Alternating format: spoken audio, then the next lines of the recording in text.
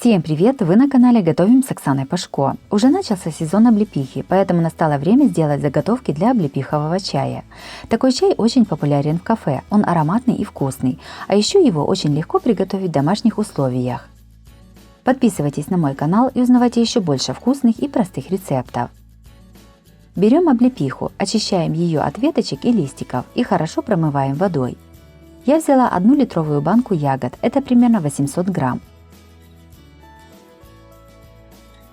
Облепиху насыпаем в измельчитель. И сюда же насыпаем примерно 2-3 столовые ложки сахара.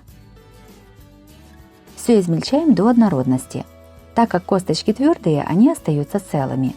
800 грамм облепихи я измельчала в 2 подхода.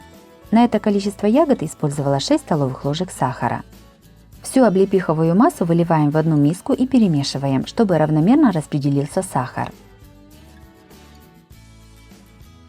Пюре из облепихи выкладываем в емкость для заморозки льда. У меня было 3 таких емкости. Все ставим в морозилку. Оставшееся пюре разложила по силиконовым кексницам.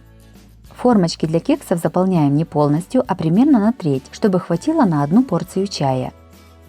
Их тоже ставим в морозильную камеру до полной заморозки. Облепиховое пюре уже замерзло. Вынимаем его из формочек. Можно аккуратно поддеть кубики ножом. Из силиконовых формочек заготовки тоже хорошо вынимаются. Все кубики с облепиховым пюре складываем в пакет для заморозки. Также у меня на канале есть и другие рецепты ароматных и витаминных чаев. Смотрите их в моем плейлисте по ссылке на экране или в описании под видео. Хранить заготовки нужно в морозильной камере. Когда хочется попить чай, достаем 2 кубика замороженного пюре и кладем в чашку. Все заливаем кипятком.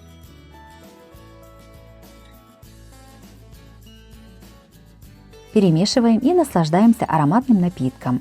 По желанию можно добавить еще немного сахара.